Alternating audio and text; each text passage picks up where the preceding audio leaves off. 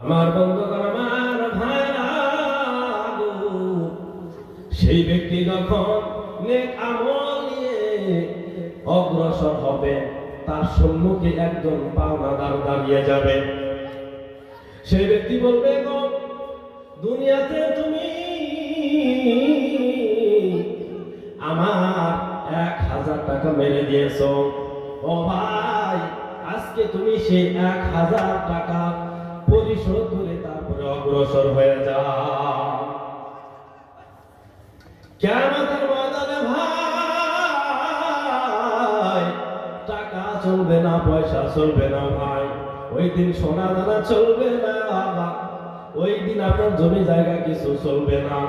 ওই দিন শুধু টাকার বিনিময়ে 1000 টাকা দুনিয়াতে আল্লাহ রাস্তায় দান করলে যে সওয়াব পাওয়া যেত, কিয়ামতের ময়দানে আপনার ওই নেক আমল থেকে 1000 টাকার সওয়াব সেই ব্যক্তিকে দিয়ে দিতে হবে। কিয়ামতের ময়দানে দিয়ে দিতে হবে।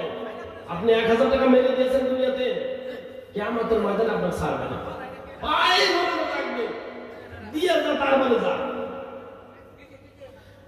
আমার ভাইরা, দুনিয়াতে একটা ভুলের কারণে কিয়ামতের ময়দানে আপনার এই নেকির পাহাড় থেকে 1000 টাকা নেকি তার ওই বান্দাকে দিয়ে দিতে হবে। তারপরে দিয়ে যখন অগ্রসর হয়ে যাবে, ভাই কিছু সময় যাওয়ার পরে একজন মানুষ দাঁড়িয়ে যাবে, ও ভাই আমিও তো তোমার কাছে 1000 টাকা পাই, আজকে 1000 টাকার সওয়াব দিয়ে যাও।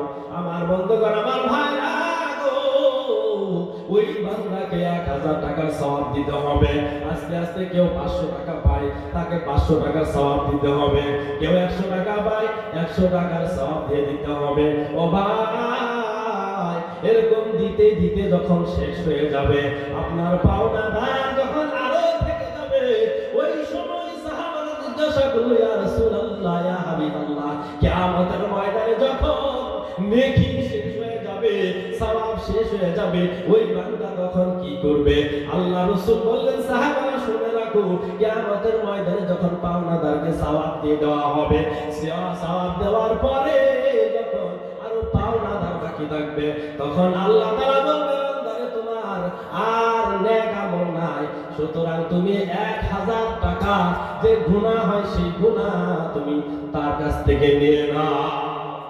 কিয়ামতের ময়দানে 1000 টাকা আপনার গুনাহ নিতে হবে।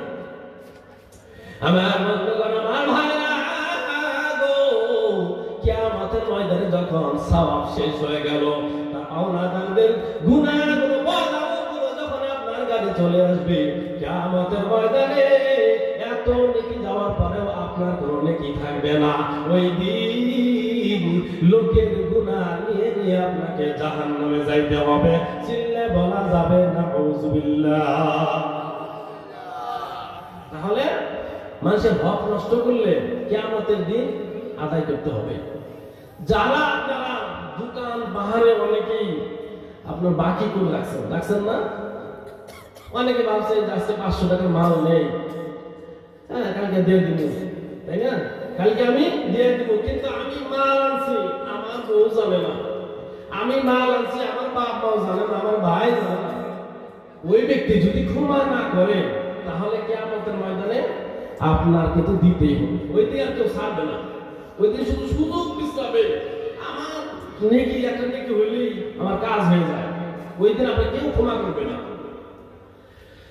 আমার ভাইরা গো, পায়ে ধরে অনুরোধ করে যায়, যদি কোনো মানুষ আপনার কাছে 1 টাকাও পায়, আপনি ওই টাকাগুলো পরিশোধ করে মৃত্যুবরণ করবেন। যদি ওই টাকাটা পরিশোধ না করতে পারেন গো, আপনার স্ত্রীকে বলে যাবেন, অমুক জায়গায় এত টাকা পায়, অমুক দোকানে এত টাকা পায়, অমুক দোকানে আমার এত টাকা পায়, আপনি বলে যাবেন, ওসিয়ত করে যাবেন, যদি মরে যায় টাকাটা তুমি পরিশোধ করে দিও।